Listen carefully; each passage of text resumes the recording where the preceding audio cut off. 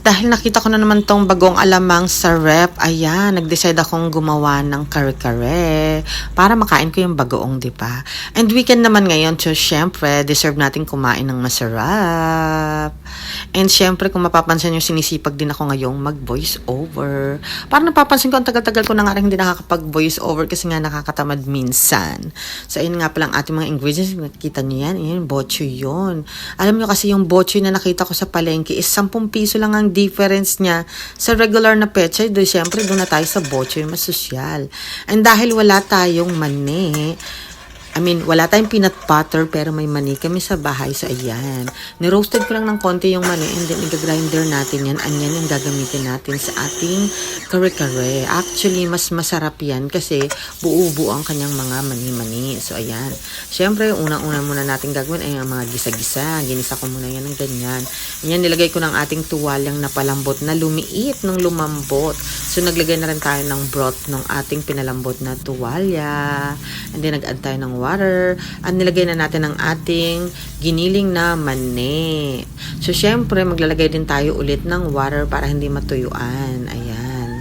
So, pagkatapos nating ilagay ang water, ayan palang pala, pagkalagay ng water na yan, syempre, pahina na natin ang apoy and then, asikasuhin na natin ang ating mga gulay. Hiwain natin ang ating mga talong ng kahit anong size ang gusto nyo.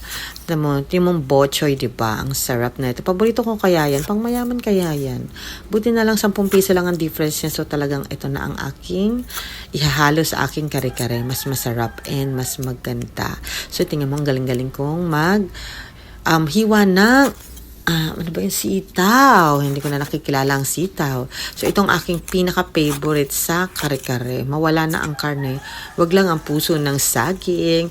At nga pala yan, naglagay na pala tayo ng atsweteng sobrang maharlika. Ang hirap na nitong hanapin sa tindahan kasi ang mahal-mahal niya na. Umaabot na siya as much as 800 per kilo. So, yun lang. Na-share ko lang. Ayan, ang ganda ng kulay. So, pinakulan muna natin ang ating mga gulay para mabilis lang siyang maluto. Pero itong ating puso ng saging, gusto ko yan na nakahalo dyan sa kare-kare na pinapalambot para overcook. Hindi siya matigas at saka hindi siya magtubig. Kasi pag nilagay mo siya ng luto na, iga-garnish mo siya, nagtutubig siya. Napansin ko lang. So, ayan. At ito nga palang ating glutinous flour ay aking na-roasted muna para hindi siya maglasang hilaw na bigas. And mas masarap siya, meron siyang nutty flavor pag naka-roasted siya. Ayan, ang lapot niya na, diba? Ang sarap niyan, sabaw pa lang, ulam na. At ilalagay na natin ang ating mga gulay. Kasi talaga naman sa kare-kare gulay talaga yung gusto ko dyan. At saka yung sabaw. Pampalasa na lang yung mga karne-karne, diba? Alam mo naman, kalaban ng mga may arthritis yan. So yun na guys, thank you.